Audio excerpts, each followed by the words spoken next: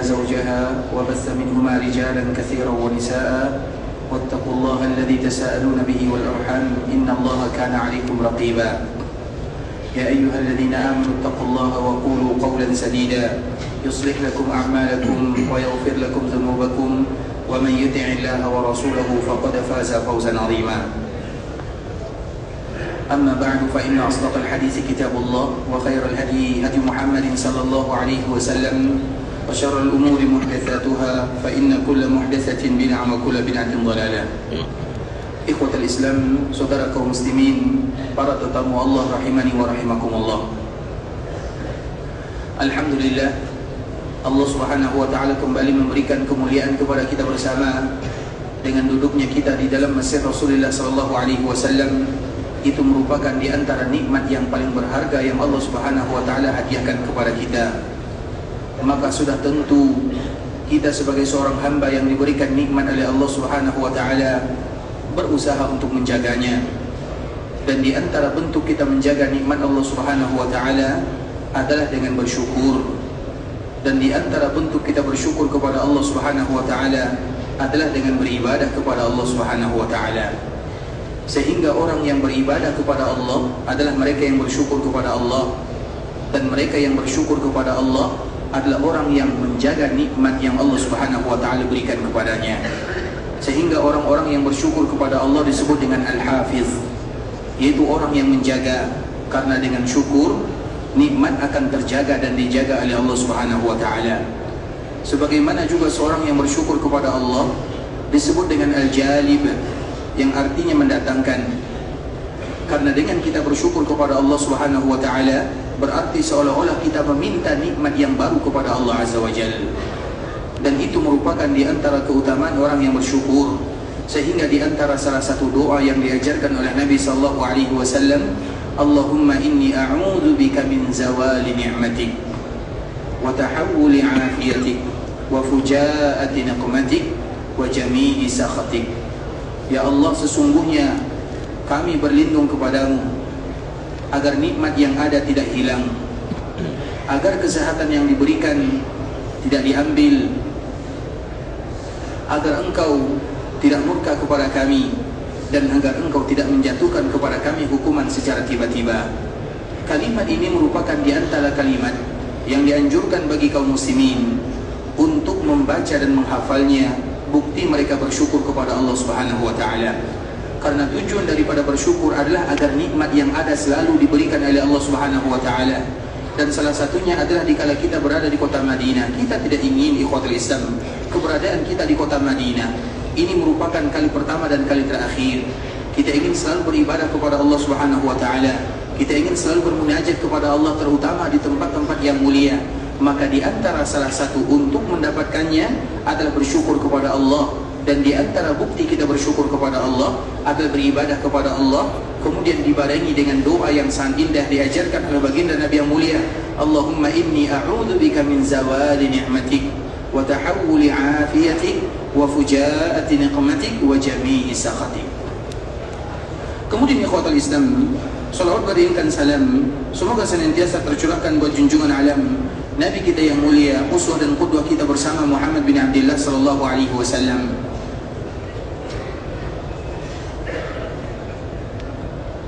Dan di antara kewajiban yang tidak boleh dilupakan oleh kaum muslimin adalah bagaimana mereka senantiasa mengucapkan salam dan salawat kepada Nabi sallallahu alaihi wasallam.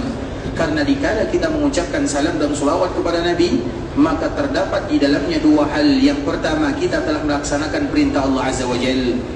Dan yang kedua, kita telah memberikan hak Rasulullah sallallahu alaihi wasallam yang harus ditunaikan.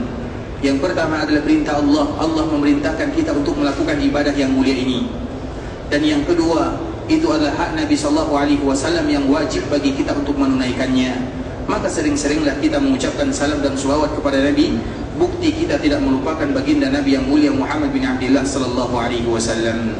Allahumma salli ala Muhammad وعلى أهل بيته وعلى أزواجه وذرياته كما صليت على إبراهيم وعلى آل إبراهيم إنك حميد مجيد اللهم بارك على محمد وعلى أهل بيته وعلى أزواجه وذرياته كما باركت على إبراهيم وعلى آل إبراهيم إنك حميد مجيد. Ikhwatul Islam, saudara kaum muslimin, para tetamu Allah Allah rahimani wa rahimakumullah. Alhamdulillah, pada kesempatan kali ini kita akan kembali membahas tentang kota Rasulullah sallallahu alaihi wasallam yang memiliki berjuta kenangan yang indah bersama baginda Rasulullah sallallahu alaihi wasallam, mulai dari hijrahnya Nabi sallallahu alaihi wasallam dari kota Mekah menuju Madinah. Maka di saat itu pula lah Madinah memiliki sejarah nan indah, karena di dalamnya ada manusia yang paling mulia, Muhammad bin Abdullah sallallahu alaihi wasallam.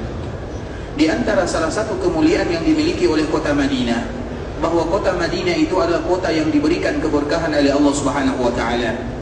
Dan itu merupakan di antara salah satu doa dan permintaan baginda Rasulullah sallallahu alaihi wasallam. Karena Nabi sallallahu alaihi wasallam meminta kepada Allah, Allahumma barik lana fi madinatina. Ya Allah, berikan keberkahan terhadap kota Madinah kami. Dan Allah Subhanahu wa taala mengabulkan doa dan permintaan Nabi sallallahu alaihi wasallam. Dan berkah itu ikhwatul Islam disebut dengan berkah karena dia berlebih. Maka disebut dengan berkah. Berkah itu asal katanya adalah berlebih dari kebiasaannya. Sehingga dikala kita berada di kota yang berkah, maka apapun ibadah yang kita lakukan, nilainya tidak akan pernah sama dengan daerah yang tidak ada jaminan keberkahannya. Sehingga dikala kita salat di dalam Masjid Nabawi di kota Madinah, tidak sama nilainya dikala kita salat di tempat yang lain. Ketika kita membaca Quran di kota Madinah, di daerah yang barokah, maka nilainya juga tidak sama. Dikala kita berdoa, berzikir, bermunajat, melakukan ibadah-ibadah yang lainnya, maka nilainya tidak akan pernah sama. Karena kita sedang beribadah di daerah yang barokah, yang hukum asalnya semua ibadah yang dilakukan oleh seorang muslim maka akan dilipat gandakan pahalanya oleh Allah Subhanahu wa taala. Maka wajar dikala kita berada di kota Mekah dan Madinah, yang kita perbanyak adalah ibadah kepada Allah Subhanahu wa taala. Kenapa demikian? Karena ibadah yang kita lakukan nilainya tidak akan pernah sama. Iya, Allah Subhanahu wa taala dan juga Nabi tidak menyebutkan berapa kelipatan pahalanya, tapi secara umum siapapun yang beribadah di daerah yang barokah, maka pahalanya pun diberikan pahala yang berlebih oleh Allah Subhanahu wa taala. Dan keberkahan yang ada di kota Madinah adalah sesuatu yang pasti. Kenapa pasti? Karena Nabi yang berdoa kepada Allah Azza wa Jalla. Dan di antara salah satu doa Nabi, Allahumma barik lana fi madinatina. Ya Allah, berikan keberkahan terhadap kota Madinah kami. Bahkan juga di dalam riwayat yang lain, bahwa daerah yang paling banyak mengandung keberkahan adalah daerah Madinah. Kenapa demikian ikhwatul Islam? Karena Nabi sallallahu alaihi wasallam juga pernah mengatakan, Allahumma ja'al bil madinati di'fai ma bi Makkah minal barakah. Ya Allah, jadikan keberkahan yang ada di kota Madinah 2 kali lipat dibandingkan dengan keberkahan yang ada di kota Mekah. Itu doa Nabi sallallahu alaihi wasallam. Sehingga apabila kita berbicara tentang keberkahan, maka daerah yang paling banyak mengandung keberkahan adalah kota Madinah, kota Nabi sallallahu alaihi wasallam, sesuai dengan doa yang diinginkan oleh Nabi sallallahu alaihi wasallam. Bahkan juga di dalam riwayat yang lain, ya Allah, jadikan satu keberkahan akan melahirkan keberkahan berikutnya. Artinya berkah yang ada di Madinah double sifatnya, 2 kali lipat. Sehingga tadi telah kita menyebutkan kalimat yang dibacakan oleh Nabi, Allahumma ja'al bil madinati di'fai ma bi Makkah minal barakah. Ya Allah, jadikan keberkahan yang ada di Madinah 2 kali lipat dibandingkan dengan keberkahan yang ada di Mekah. Nah, dikala kita tahu bahwa kota ini adalah kota yang barokah, maka itu adalah ajang di mana kita bermunafasah, kita bermusabaqah, berlomba-lomba untuk meraih pahala di sisi Allah Subhanahu wa taala. Tentunya dengan melakukan amal ibadah yang diridhai oleh Allah Azza wa Jalla. Karena dikala kita beribadah kepada Allah, maka di saat itulah kita harus ingat akan 2 perkara. Yang pertama, setiap amal ibadah yang kita lakukan jadikan semata-mata untuk Allah Azza wa Jalla. Karena Allah tidak rela dikala ada ibadah yang semestinya untuk dirinya kemudian dijadikan untuk yang lain, walaupun sebahagian kecil saja. Makanya orang yang melakukan ibadah karena riya dan sum'ah, orang itu telah melakukan kesyirikan. Karena riya itu sendiri dinamakan dengan kesyirikan. Sebahagian para ulama menyebutkan riya itu adalah kesyirikan kecil, sebahagian yang lain menyebutkan riya itu adalah kesyirikan yang tersembunyi. Kenapa disebut dengan kesyirikan? Karena kesyirikan itu artinya mensyarikatkan Allah Subhanahu wa taala.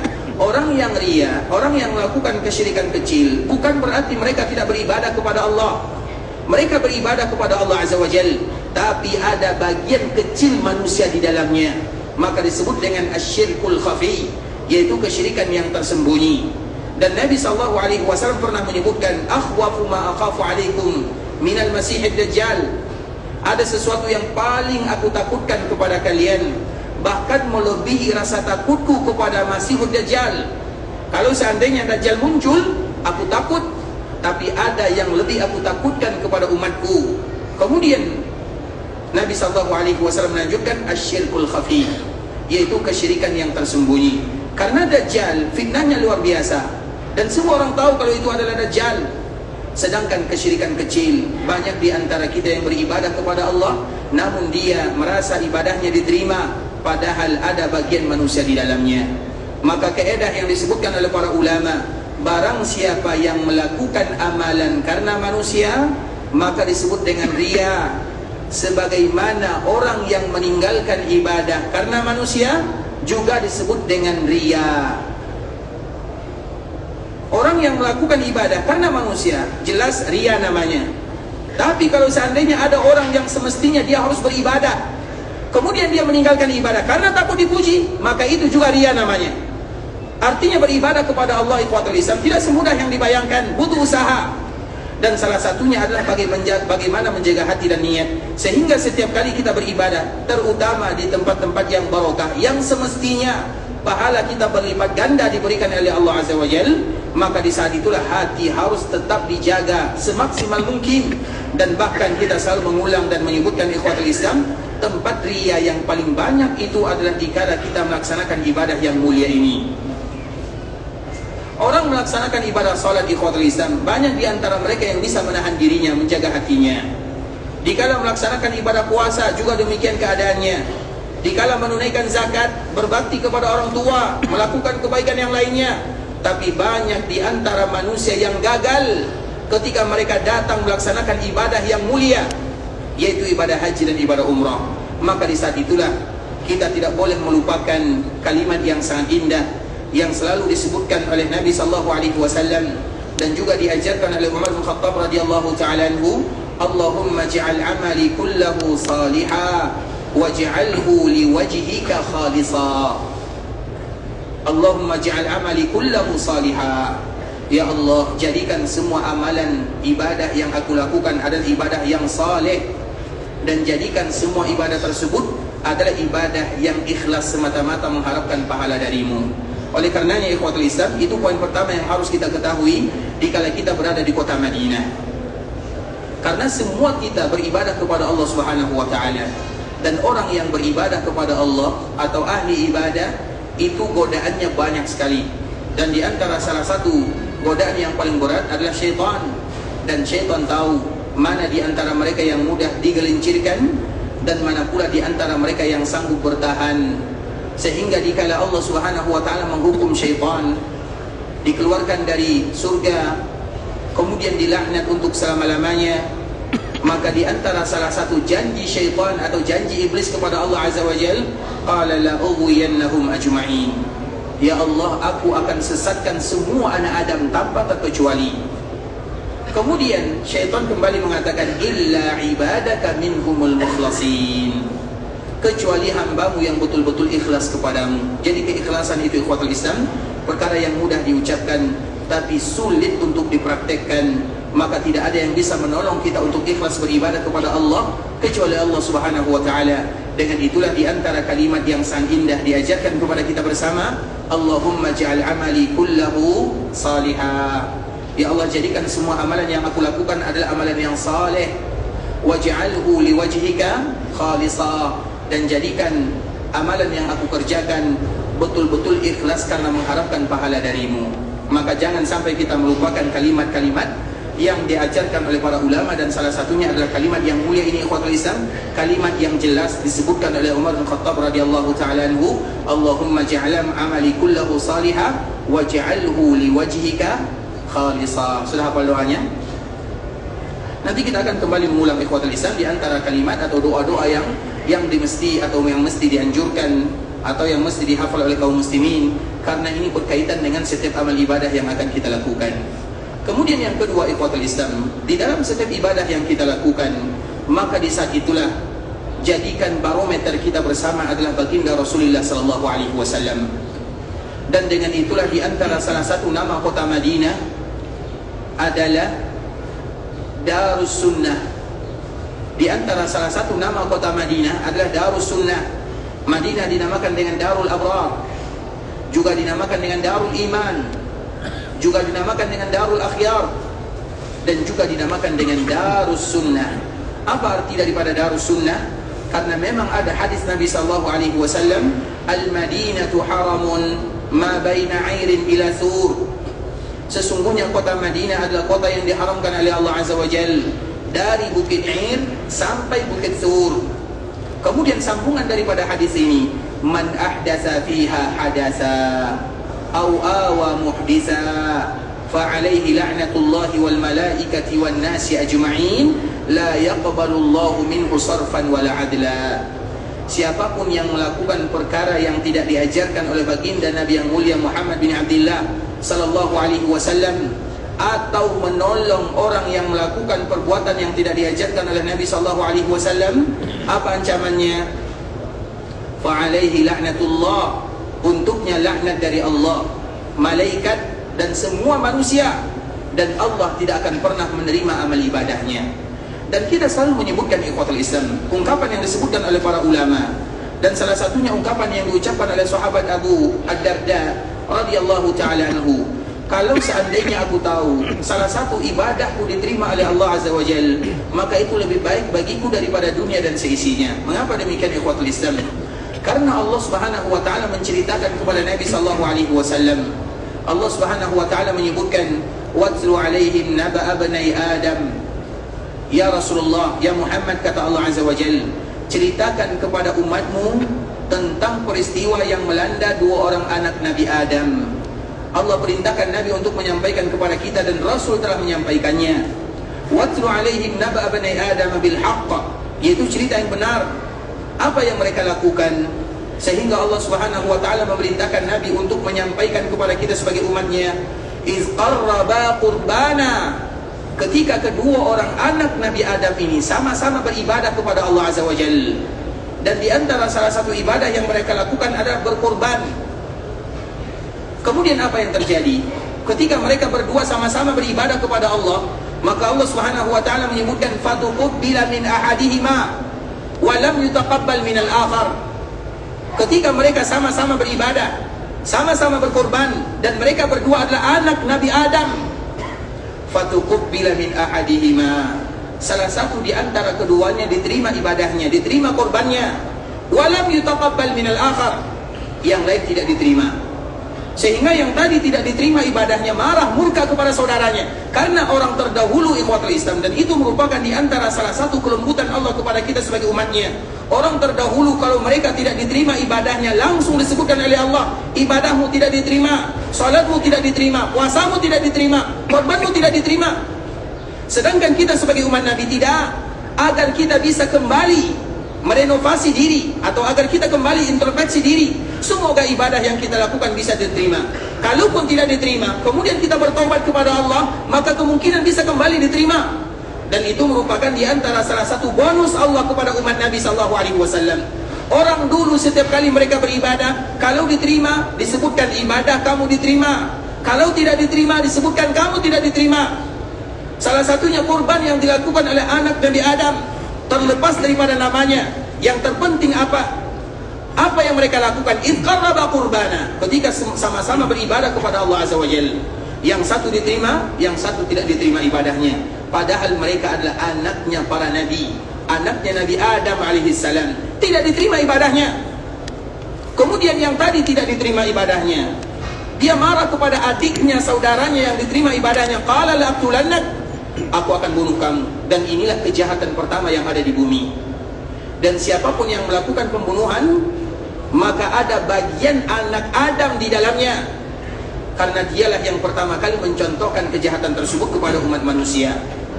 Kemudian dia mengatakan kepada saudaranya yang tadi diterima ibadahnya, qala la'aqtulannak, aku akan bunuh kamu. Kemudian adiknya atau saudaranya yang diancam akan dibunuh, mereka tidak bisa lari.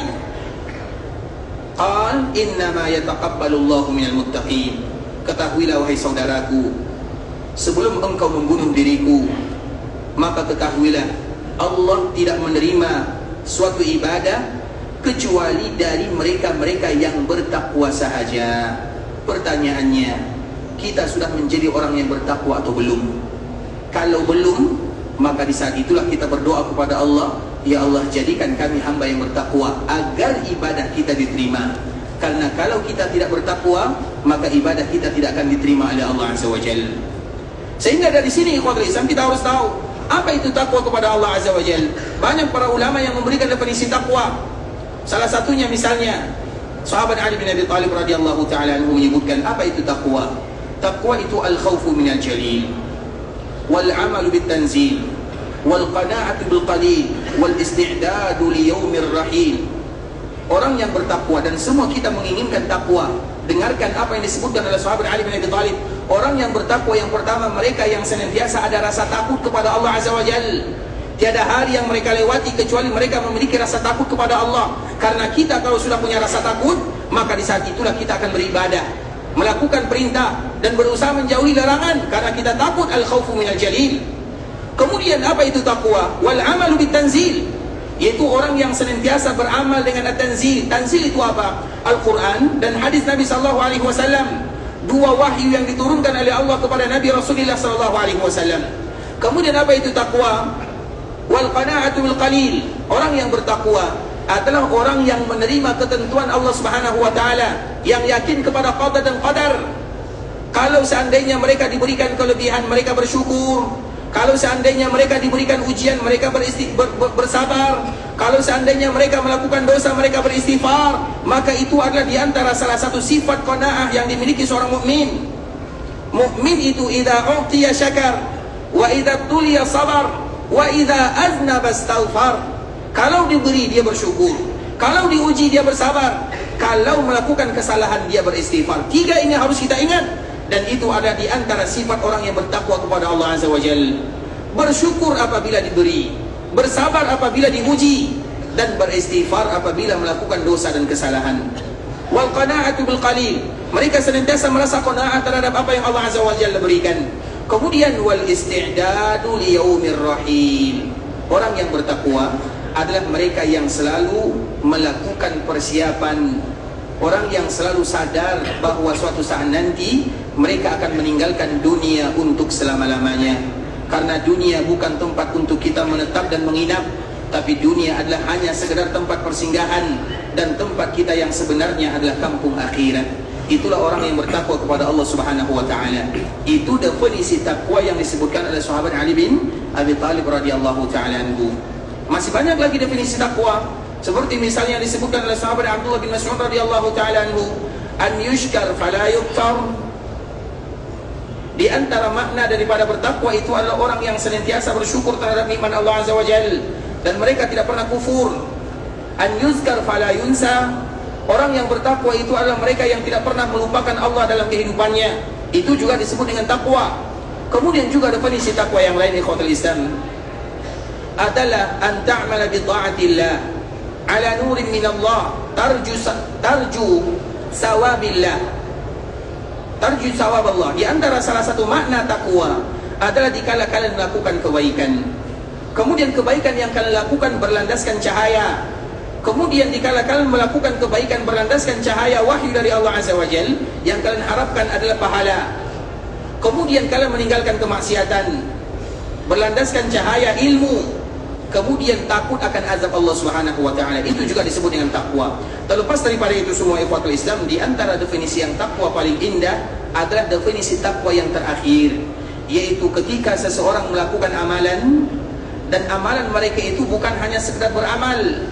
Karena orang yang beramal itu ikhwatul Islam, tidak semua amalan kita diterima oleh Allah Azza wa Jalla. Maka kita sebutkan salah satu contohnya, ayat yang semua kita hafal. Allah Subhanahu wa taala menyebutkan, a'udzu billahi minasyaitonir rajim, hal ataka haditsul ghashiyah. Apa sambungannya? Wujuhun yawma idzin khashi'ah. Apa sambungannya? Amilatun nasibah. Kemudian yang keempat, tasla naron hamiyah. Siapa yang tahu artinya? Sekarang kita baca artinya satu persatu. Hal ataka hadithul ghashiyah.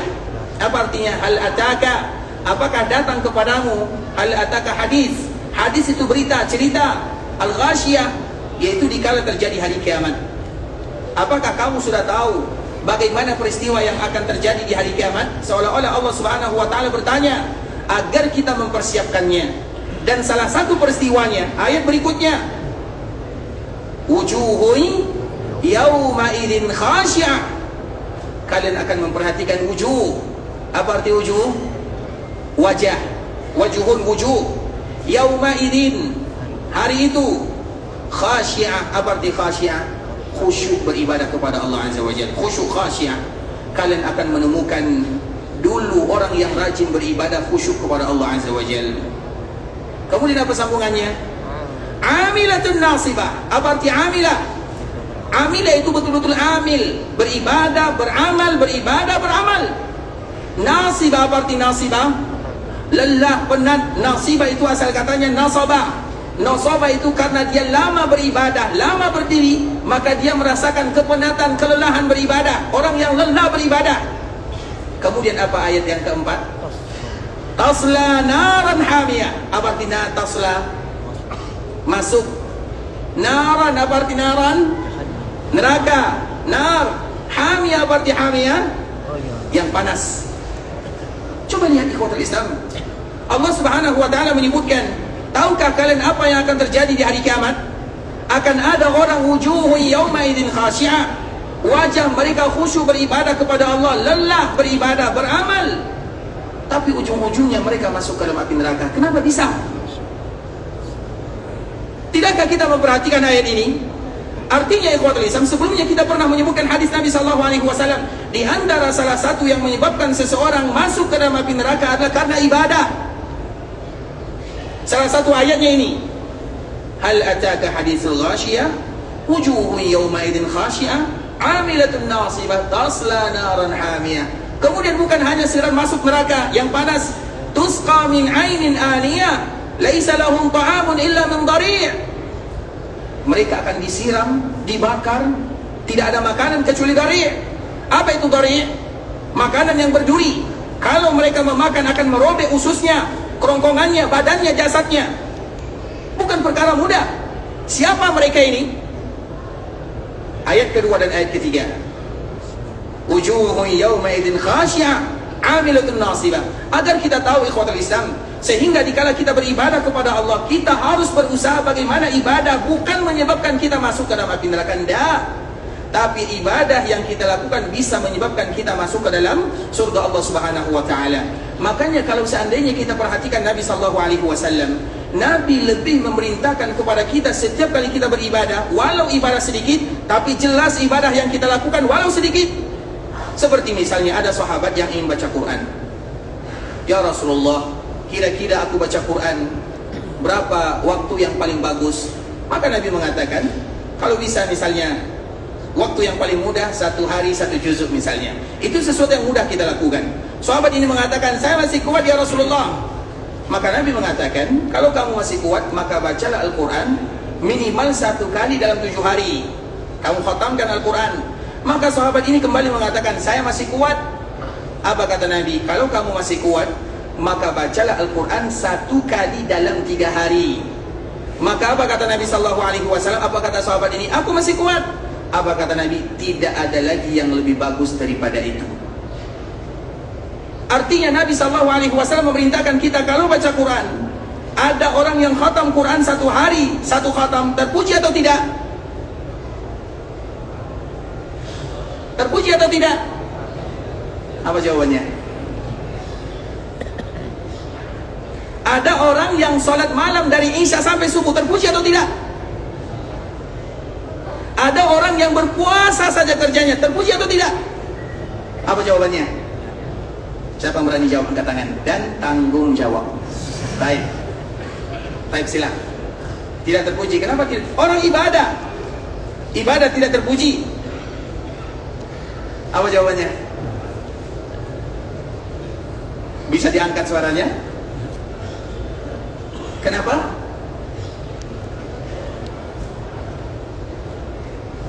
Saya tidak dengar jawabannya ya.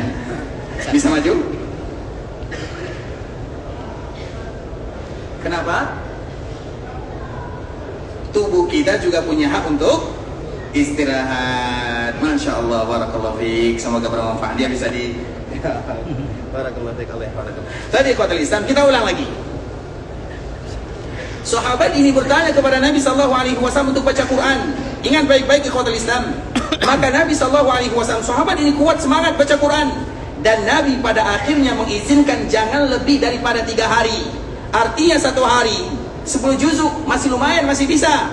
Tapi kalau 1 hari menamatkan Al-Quran, maka itu sudah di luar daripada kesanggupan manusia. Kalau 1 hari saja tidak diizinkan dalam agama, bagaimana orang yang baca Quran 1 hari itu 60.000 kali? Dari mana datangnya? Itu bukan sesuatu yang terpuji. Kenapa demikian ikhwatul Islam? Iya, mungkin kita sanggup 1 kali. Tapi tahun depan kita masih sanggup atau tidak? Tahun berikutnya masih sanggup atau tidak? Dikala kita tua masih sanggup atau tidak? Makanya Nabi tidak pernah memberikan komentar terhadap orang yang beribadah sedikit, tapi Nabi memberikan komentar terhadap orang yang berlebih-lebihan dalam ibadah. Ada 3 orang yang datang kepada Nabi. Ja'a thalathatu rahtin ila Nabi sallallahu alaihi wasallam. Ada 3 orang yang datang kepada Nabi. Agar kita tahu apa makna daripada ayat yang disebutkan oleh Allah, hal ataka hadithul ghasyiyah. Kemudian dikala mereka datang, mereka ingin bertemu dengan Nabi. Dicari di rumah Nabi, di rumah Aisyah. Kebetulan Nabi tidak ada. Perhatikan baik-baik ya, agar kita tidak salah. Karena kita ingin ibadah diterima. Orang ini datang kepada Nabi sallallahu alaihi wasallam, ingin bertanya kepada Nabi. Kebetulan Nabi tidak ada. Yang ada adalah Ibunda Aisyah radhiyallahu ta'ala anha. Kemudian mereka bertanya kepada Ibunda Aisyah, kira-kira apa sih ibadah yang dilakukan oleh Nabi sallallahu alaihi wasallam? Maka Aisyah menyebutkan ibadah Nabi 1, 2, 3 disebutkan oleh Nabi oleh Ibunda Aisyah radhiyallahu ta'ala anha.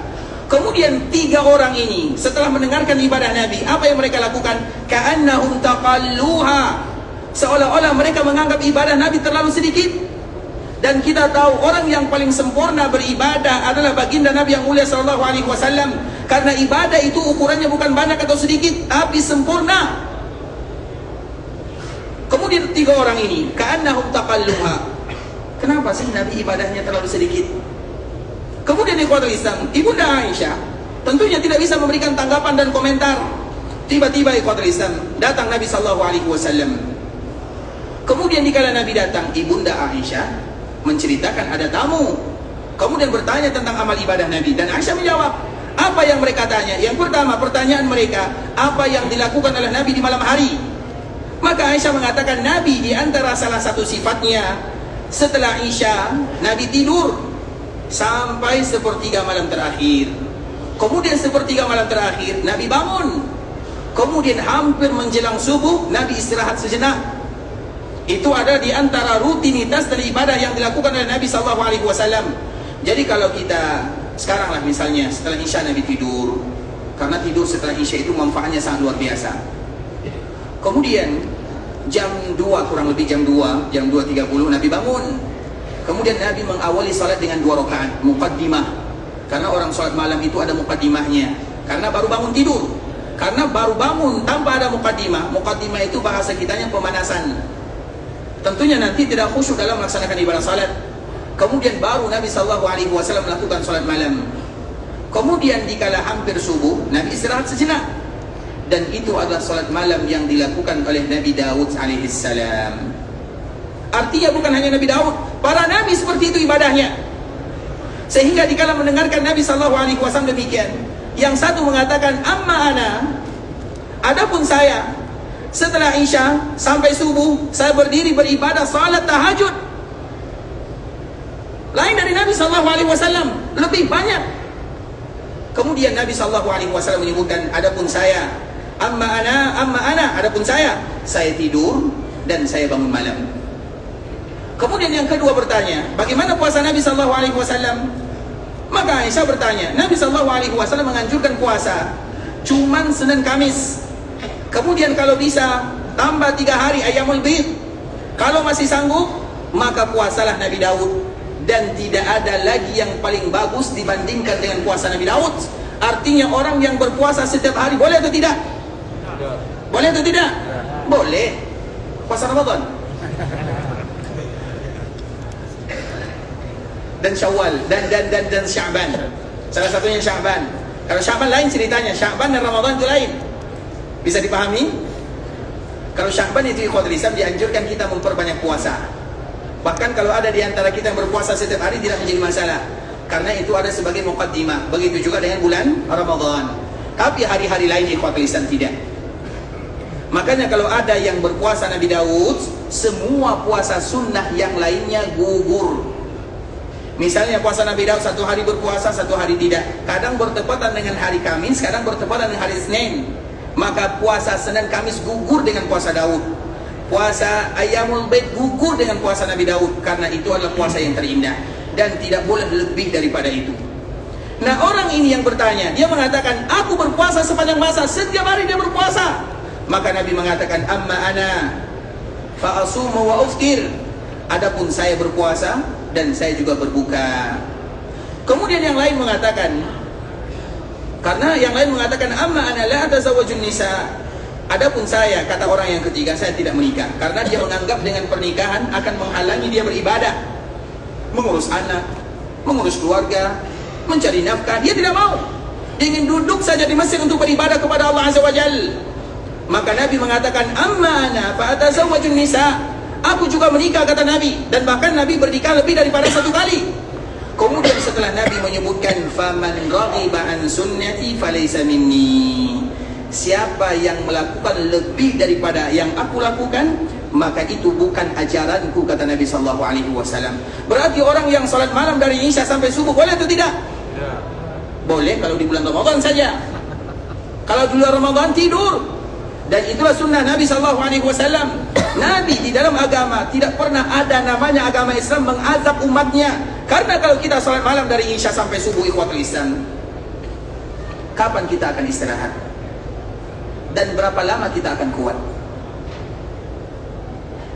Karena di dalam agama yang terpenting adalah bagaimana ibadah selalu dilakukan walau sedikit. Karena di antara salah satu sifat kita adalah bosan, lemah. Iya, kita mungkin bisa puasa setiap hari, tapi itu hanya bisa kita lakukan 1 bulan. Makanya kalau sudah tanggal 29 Ramadan, apa yang kita lakukan? Berdoa kepada Allah, ya Allah supaya esok hari raya tidak lagi ditambah 30. Karena kita sudah bosan. Coba kalau semuanya Ramadan, kita tidak akan sanggup melakukannya. Bukankah kita lihat ikhwatul Islam di kala Nabi Isra dan Mi'raj, kemudian Nabi SAW melewati langit pertama, kedua sampai langit ketujuh. Kemudian Nabi SAW sampai ke sebuah tempat yang namanya Sidratul Muntaha.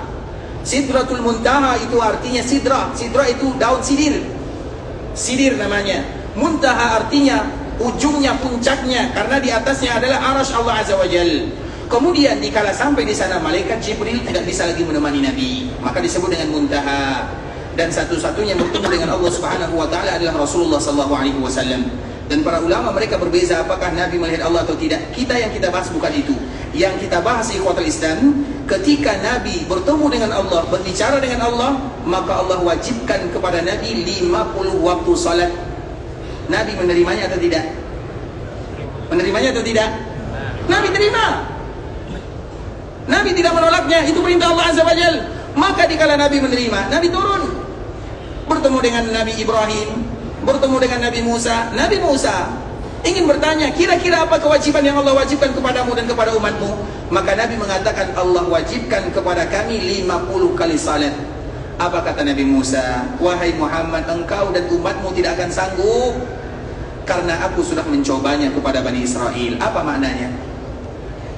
Maknanya berarti Allah Subhanahu wa taala sudah mewajibkan kewajiban ini kepada umat sebelumnya, dan mereka tidak sanggup melakukannya. Kalau umat sebelum kita yang umurnya panjang, diberikan kekuatan, diberikan fisik yang luar biasa, mereka tidak sanggup, bagaimana dengan kita yang umurnya hanya 60 sampai 70 tahun?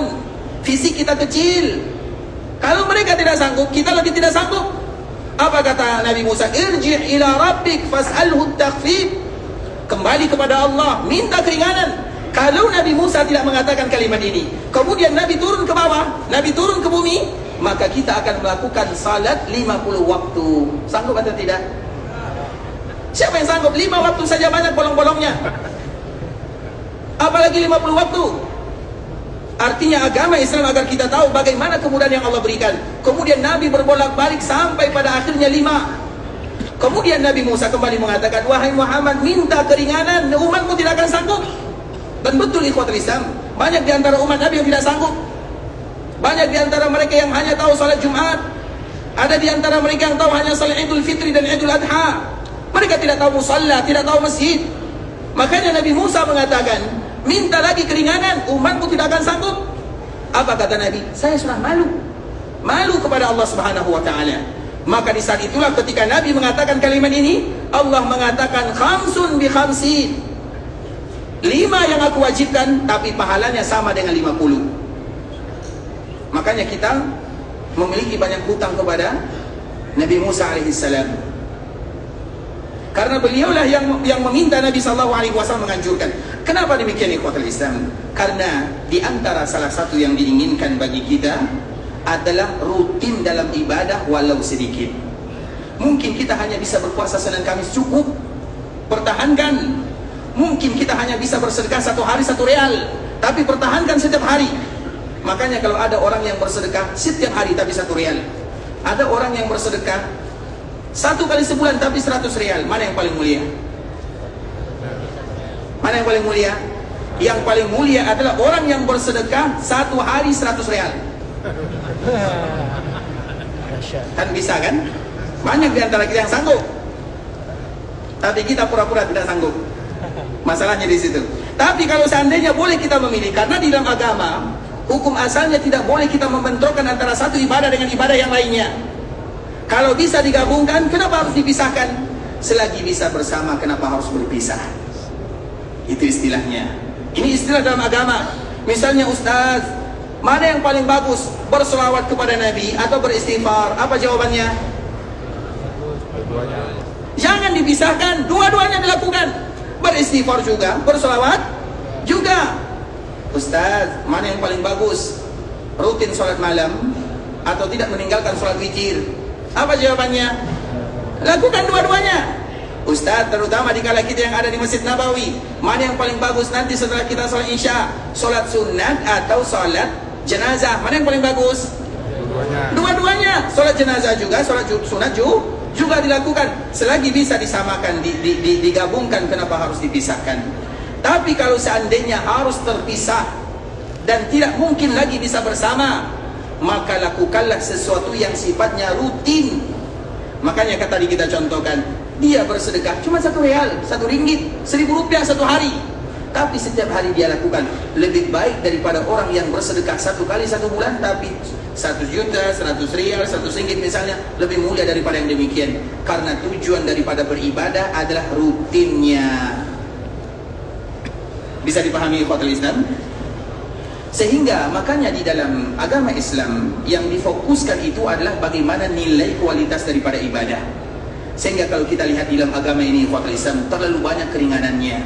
Makanya orang yang beribadah dan mereka betul-betul tahu bagaimana ibadah yang dilakukan oleh Nabi SAW, walau ibadahnya sedikit, maka pahalanya akan banyak diberikan oleh Allah Subhanahu wa taala.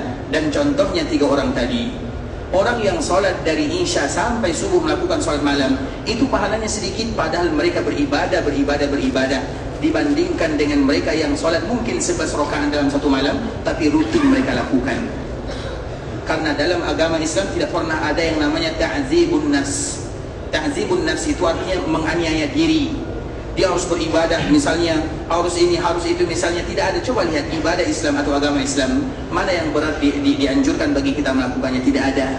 Maka dari situlah Nabi SAW menyebutkan dalam sebuah hadis yang dikeluarkan oleh Imam Bukhari, ahabbud dini ilallah al-hanifiyatus samhah. Agama yang paling dicintai oleh Allah adalah agama yang ada 2 sifatnya. Yang pertama hanif. Hanif itu artinya melenceng. Hanif itu artinya melenceng dari kekufuran dan kesyirikan, dan melenceng dari keburukan. Makanya disebut dengan hanif, hanifiyah. Itulah makna asal daripada kalimat hanif. Kemudian yang kedua, as-samhah. As-samhah itu apa artinya? Banyak toleransinya, banyak kemudahannya. maka itu adalah di antara salah satu sifat baginda Nabi SAW. Nabi tidak pernah diberikan pilihan dalam agama Islam, kecuali Nabi akan memilih yang termudah. Nabi SAW tidak diberikan pilihan, kecuali Nabi akan memilih yang termudah. Maka di antara salah satu nama Nabi dari kemudahan tersebut adalah Al-Marhamah atau Nabiyur Rahmah. Itu adalah nama Rasulullah SAW. Karena Nabi dinamakan dengan Al-Malhamah, Nabi juga dinamakan dengan Al-Marhamah, Nabi juga dinamakan dengan Nabiyur Rahmah, Nabi juga dinamakan dengan Nabiyut Taubah. Nabi SAW juga disebut dengan Al-Mutawakkil. Nabi SAW juga dipanggil dengan Al-Muqaffi. Nabi SAW juga dinamakan dengan Al-Mahi, juga dinamakan dengan Al-Aqib, juga dinamakan dengan Al-Hashir, dan Nabi juga dinamakan dengan Ahmad dan Muhammad. Nah, siapa yang hafal nama Nabinya? Nama Nabi. Nama kita tak hafal tak masalah. Nama Nabi tak hafal masalah. Ada yang hafal nama Nabinya? Nabi SAW menyebutkan, saya adalah Muhammad Ahmad, Al-Hashir, Al-Aqib, Al-Mahi. Saya adalah Al-Muqaffi. Saya adalah Nabiyut Taubah, Nabiyur Rahmah. Saya adalah Al-Marhamah, Al-Malhamah. Nabi SAW memiliki nama yang Nabi sendiri menyebutkannya. Salah satunya adalah Nabiyur Rahmah, atau salah satunya adalah Al-Malhamah. Ada yang hafal? Sila. Ahmad, Nabiyur Rahmah, Mutawakkal. 3 je. Yang lain? 7 lah. 7. Ha? Qafi? Mukhaffi? Yang lain? Ngaku? Ngaku? Tak, yang lain? Siapa bisa? Yang bisa menyebutkan nama Nabi SAW? Baik, silakan. Al-Hashir, Al-Mahi, Ahmad, Muhammad, Al-Aqib, Nabiyut Taubah, Nabiyur Rahmah, Al-Mutawakkil. 8. Ada lagi 2. Baik, Masya Allah. Semoga bermanfaat ya, Masya Allah. Bisa di Masya Allah. Sehat saja, barakallahu fiik. Allah yahfadz. Tadi ikhwatul Islam, salah satu nama Nabi SAW adalah Al-Marhamah. Apa arti Al-Marhamah? Nabi itu sangat sayang kepada umatnya. Misalnya contoh, laula an asyqa ala ummati la amartuhum bis-siwak inda kulli salah. Kalaulah tidak memberatkan umatku, maka aku akan suruh mereka bersiwak setiap kali salat. Bersiwak setiap kali salat berat atau mudah? Berat atau mudah? Berat ikhwatul Islam. Mudah bagi ada orang yang ada siwaknya. Bagi kita yang jauh di sana, dari mana kita mendapatkan kayu siwak? Dan yang datang ke Madinah tidak banyak. Makanya nanti di antara salah satu hadiah yang paling indah adalah kayu siwak. Jangan lupa kita yang ingin pulang kampung halaman, kasih kayu siwak. Siwak ya, siwak. Siap ya, beli ya. 10 rial aja harganya. Atau ya kurang lebih seperti itulah. Tapi manfaatnya itu adalah bagian daripada sunnah dan paling disukai oleh Nabi SAW. Namun walau itu adalah bagian yang disukai oleh Nabi, Nabi tidak mewajibkan kita. Kenapa? Karena kalau diwajibkan berat bagi kita melakukannya. Karena kalau diwajibkan maka kita semua akan berdosa dengannya. Karena kalau sudah wajib, maka kalau tidak dilakukan akan berdosa. Makanya Nabi mengatakan, laula an asyqa ala ummati, kalaulah tidak memberatkan umatku. Seperti begitu juga hadis Nabi yang lain, laula an asyqa ala ummati, kalaulah tidak memberatkan umatku. Ini waktu salat yang paling bagus, yaitu salat atama. Salat atama itu adalah salat Isya, nama lain daripada salat Isya. Dan waktu salat Isya yang paling bagus adalah jam 11 malam. Jam 11 malam kita ngapain? Rata-rata semua kita tidur. Dan itu adalah waktu salat yang paling bagus. Sanggup kita melakukannya atau tidak? Padahal itu adalah waktu yang terbaik. Makanya Nabi mengatakan, kalaulah tidak memberatkan umatku. Tapi itu berat bagi kita ikhwatul Islam. Jam 7.30 saja, masih banyak di antara kita yang terlambat. Apalagi kalau salat Isyanya jam 11, tidak terlambat lagi. Sampai subuh tidurnya, kita lupa melaksanakan salat Isya. Itu waktu yang terbagus. Tapi Nabi tidak wajibkan, padahal Nabi melakukan dan ingin melakukan. Jadi Nabi SAW ikhwatul Islam pernah masuk masjid, atau azan, Bilal azan. Kemudian para sahabat mereka menunggu di dalam masjid sampai mereka terngantuk-ngantuk. Bahkan ada di antara mereka yang dagunya sudah sampai di dadanya, tidur. Bahkan ada di antara mereka yang mengeluarkan suara. Apa makna mengeluarkan suara? Ngoro bahasa kita ya. Kemudian ikhwatul Islam, Nabi tidak keluar. Dan Bilal tidak akan berani untuk iqamah sampai Nabi keluar. kemudian terlambat, misalnya anggaplah azan jam 7.30, jam 8.30, 9.30, 10, kemudian Nabi baru keluar, dan Nabi melihat sahabatnya, mereka ada yang sudah mengeluarkan suara, sudah ada yang, dan tidak ada satupun di antara mereka yang mengulang wuduknya. Makanya tidur itu membatalkan wuduk atau tidak? Tidur batal atau tidak? Tidur itu ikhwatul Islam, kalau posisi tidur maka batal. Posisi tidur bagaimana? Menyandar, berbaring, ada telekan, itu adalah posisi tidur. Tapi kalau tidur bukan posisi tidur, ada orang yang berdiri tapi tidur, ada atau tidak? Ada orang yang duduk tapi tidur, ada atau tidak? Ada. Itu posisi tidur atau bukan? Bukan. Maka kalau bukan posisi tidur, maka wuduknya tidak batal. Salah satunya sahabat Nabi ini. Bahkan ada di antara mereka yang mengeluarkan suara. Artinya betul-betul sudah tidur. Karena tidur itu tidak pernah ada membatalkan wuduk. Yang membatalkan wuduk itu bukan tidurnya, tapi dikhawatirkan ada sesuatu yang tidak bisa kita jaga. Buang angin, memegang sesuatu yang najis, atau alasan-alasan yang lainnya. Bukan karena tidurnya. Bisa dipahami? Atau yang kita kenal dengan ilahnya. Ilahnya itu ikhwatul Islam. Kemudian Nabi SAW melihat para sahabatnya. Kemudian Nabi keluar, dan para sahabatnya mereka bangun, bangkit. Dan apa kata Nabi? Kalaulah tidak memberatkan umatku, maka inilah waktu yang paling bagus. Tapi itu berat bagi kita, dan hanya sekali dilakukan oleh Nabi SAW.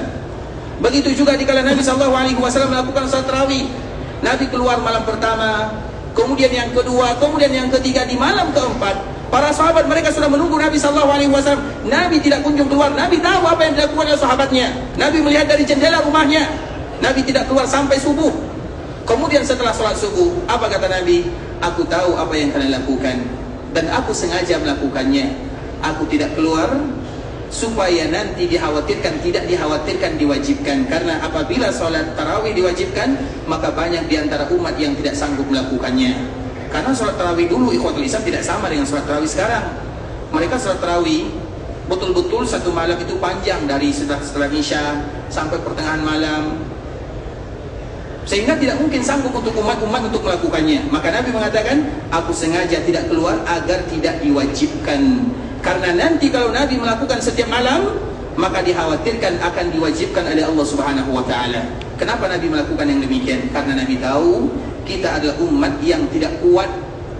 Tapi ingat ikhwatul Islam, sebuah hadis yang sangat mulia. Apa kata Nabi SAW? Di antara salah satu kelebihan umat Nabi Muhammad SAW, ibadah mereka singkat, tapi pahala mereka yang mereka dapatkan berlipat-lipat. Itulah kelebihan umat Rasulullah SAW. Ibadah mereka mungkin 2 rakaat, 3 rakaat, 4 rakaat sahaja, tapi pahala yang mereka dapatkan berlipat-lipat dibandingkan dengan umat-umat sebelumnya. Makanya orang Yahudi dan orang Nasara semua mereka iri kepada kaum muslimin, karena mereka tidak mendapatkan kemuliaan sebagaimana kemuliaan diberikan kepada umat Nabi. Dan kemuliaan itu kita dapatkan kenapa?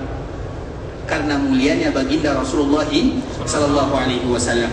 Makanya ikhwatul Islam, kita perhatikan kembali makna daripada firman Allah Subhanahu wa Ta'ala, hal ataka hadithul ghashiyah wujuhun yawma idzin khashi'ah 'amilatun nasibah tasla naran hamiyah. Agama tidak pernah mengekang, mengazab kita untuk beribadah, tapi yang diinginkan adalah bagaimana ibadah, tapi ibadah kita sempurna. Sehingga Nabi SAW menyebutkan, ahabbul a'mali ilallah adwamuha wa inqal. Ibadah yang paling dicintai oleh Allah adalah ibadah yang sedikit tapi rutin, selalu dilakukan oleh orang yang melakukan ibadah tersebut. Itulah yang diinginkan. Makanya ikhwatul Islam, dikala kita beribadah kepada Allah, harus ada 2 hal yang harus kita ingat. Yang pertama, selalu jaga niat. Niat itu sesuatu yang sangat berat sekali ikhwatul Islam, dan kita selalu mengatakan sebagaimana ungkapan yang dikeluarkan oleh Imam Ibnu Rajab rahimahullahu taala, orang yang melakukan ibadah karena manusia adalah riya, dan orang yang meninggalkan ibadah karena manusia juga disebut dengan riya.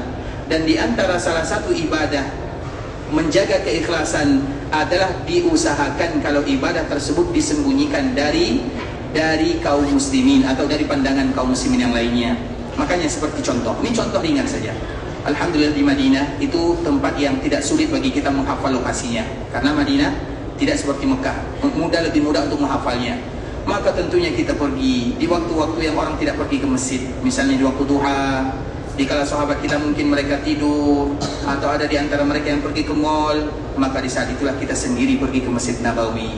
Kemudian kita beribadah, meneteskan air mata, mengangkat kedua tangan, bermunajat kepada Allah Subhanahu wa Ta'ala. Maka ibadah seperti ini akan terasa indah dikala tidak ada yang kenal dengan kita dikala kita beribadah. Tapi kalau seandainya kita selalu berombongan, ini bukan berarti dianjurkan berpisah, ya tidak. Sesekali kalau berombongan ingin menangis, malu, takutnya nanti direkam sama kawan menangis di Masjid Nabawi, yang tadinya ikhlas nggak jadi ikhlas. Tapi kalau coba sendirian beribadah kepada Allah, kita cari tempat yang mungkin tidak ada orang di waktu duha, di malam hari misalnya, kemudian kita berdoa, itu betul-betul kita akan merasakan kenikmatan yang luar biasa. Karena di antara sifat orang ikhlas kepada Allah adalah mereka paling mudah menangis dikala mereka berada di kesendirian, dan mereka paling takut beribadah dikala berada di keramaian. Takut ibadahnya hanya karena dilihat oleh manusia. Maka di antara salah satu tanda orang ikhlas, mereka semaksimal mungkin menyembunyikan amalannya. Makanya di antara salah satu orang yang mendapatkan naungan di sisi Allah Subhanahu wa Ta'ala siapa? Orang yang bersedekah sehingga tangan kirinya tidak tahu apa yang disedekahkan oleh tangan kanannya. Jangankan istrinya, jangankan tetangganya, jangankan orang lain, tangannya saja tidak tahu apa yang disedekahkan. Kemudian siapa lagi yang mendapatkan naungan? Orang yang meneteskan air mata karena takut kepada Allah, menangis dikala manusia tidak melihatnya. Kalau menangis di depan orang, semua tidak bisa melakukannya. Pura-pura menangis juga bisa, tapi itu bukan latihan yang bagus. Makanya para ulama dikala mereka membaca ayat atau hadis-hadis yang harus menangis di sana, mereka pura-pura mengambil tisu, kemudian mereka buang ingusnya. Kemudian dikala ditanya, kenapa wahai imam, ini ingus mengganggu katanya, padahal dia ingin menangis, tapi tidak jadi mereka menangis. Untuk berusaha menyembunyikan air mata tidak jatuh kecuali karena Allah Subhanahu wa Ta'ala. Banyak air mata yang tertumpah karena manusia, itu tidak akan diterima oleh Allah Azza wa Jalla. Maka jadikan air mata tumpah karena Allah Subhanahu wa Ta'ala. Itulah keikhlasan ikhwatul Islam, bukan perkara yang ringan. Maka di saat itulah jaga keikhlasan, jaga hati. Yang kedua, jaga ibadah. Makanya ibadah itu diusahakan. Bagaimana sih Nabi salat misalnya? Tidak salah kalau kita bertanya bagaimana Nabi salat, bagaimana cara kita mengetahui Nabi salat. Di zaman sekarang mudah sekali ikhwatul Islam. Lihat internet bagaimana Nabi salat, apa yang dilakukan oleh Nabi, apa yang dibaca oleh Nabi, apa yang dilakukan oleh Nabi, mudah sekali. Bagaimana Nabi puasa, bagaimana Nabi zakat, bagaimana Nabi haji, bagaimana Nabi umrah. Dan itulah yang diperintahkan oleh Nabi, sallu kama ra'aitumuni usalli, khudhu anni manasikakum lida'khudhu manasikakum. Kalau kalian salat, ambil salat dariku, kata Nabi. Salat sebagaimana aku salat. Bagaimana kita melihat Nabi salat? Tentu kita membaca, belajar agama. Karena dengan belajar kita akan tahu tentang Nabi SAW. Nabi mengatakan bagi kita yang akan melaksanakan ibadah haji dan umrah, lida'khudhu manasikakum. Manasik itu ambil dariku. Maka kewajiban kita melihat ikhwatul Islam, bagaimana sih manasik Nabi? Jadi pertanyaannya, bagaimana manasik Nabi? Agar kita ingin ibadah yang kita lakukan tidak sia-sia. Dan memang itulah diantara salah satu keutamaan kota Madinah. Namun karena waktu juga yang memisahkan kita ikhwatul Islam, insyaAllah pembahasan ini akan kita kembali mengulasnya panjang lebar, terutama khusus yang berkaitan dengan keutamaan kota Madinah. Al-Madinatu haram ma baina airin ila thumman ahdasa fiha hadasa أو آوى محدثا فعليه لعنة الله والملائكة والناس أجمعين لا يقبل الله منه صرفا ولا عدلا. Karena beribadah kepada Allah terkhusus di kota Madinah, kalau di luar jalur yang diaturkan oleh Nabi, bukan pahala yang kita terima, tapi laknat dari Allah, malaikat, manusia, dan Allah tidak akan menerima amal ibadah kita. Dan semoga Allah menerima semua amal ibadah kita. Allah kabulkan doa-doa kita semuanya. Ikhwatul Islam, saudara kaum muslimin, para tetamu Allah rahimani wa rahimakumullah. Sampai di sini pembahasan yang bisa kami jelaskan. Yang benar dari Allah Subhanahu wa Ta'ala, yang salah sudah pasti dari diri kami pribadi, karena kurangnya ilmu kami, karena kebodohan, karena kejahilan, karena ketidaktahuan kami. Kami mohon dimaafkan kalau ada kata-kata yang salah, kalimat yang kurang tepat, bahasa yang kurang bagus, penyampaian yang kurang cantik kami mengatakannya, kami mohon dimaafkan. Dan kita selalu berdoa kepada Allah, terutama setelah kita melakukan pengajian, karena di antara salah satu waktu doa yang paling diterima oleh Allah adalah dikala kita duduk mendengarkan ayat-ayat Allah dan hadis-hadis Nabi SAW. Perbanyaklah berdoa di sana, dan semoga Allah ampunkan dosa kita bersama, dosa orang tua kita, dosa keluarga kita, dan dosa seluruh kaum muslimin. Kalau ada di antara kita yang ingin pergi ke Mekah untuk beribadah, semoga Allah menerima semua amal ibadahnya. Allah kabulkan setiap doa dan permintaannya. Dijadikan umrah yang mereka lakukan adalah umratan mabrurah, wa sa'yan mashkura, wa dzamban maghfura. Kalau ada di antara kita yang ingin pulang ke kampung halaman, semoga dimudahkan perjalanannya, dilancarkan urusannya, kembali kepada keluarga yang mereka tinggalkan dalam keadaan sehat walafiat, dan semoga Allah selalu memberikan kepada kita kesehatan dan umur panjang dalam ketaatan kepada Allah Azza wa Jalla. Semoga Allah berikan kepada kita keikhlasan dalam beribadah, istiqamah dalam agama, dan kita ditutup usianya dalam keadaan husnul khatimah, dan semoga semua kita dimasukkan oleh Allah Subhanahu wa taala ke dalam surga. Amin amin ya rabbal alamin. Kita tutup dengan doa kafaratul majlis. Subhanakallahumma bihamdika asyhadu an la ilaha illa anta astaghfiruka wa atubu ilaik. Wa sallallahu wa sallim ala nabiyyina wa habibina wa qalilina wa sayyidina Muhammadin wa ala alihi wa sahbihi wa sallam tasliman katsira. Assalamualaikum warahmatullahi wabarakatuh. Waalaikumsalam warahmatullahi wabarakatuh.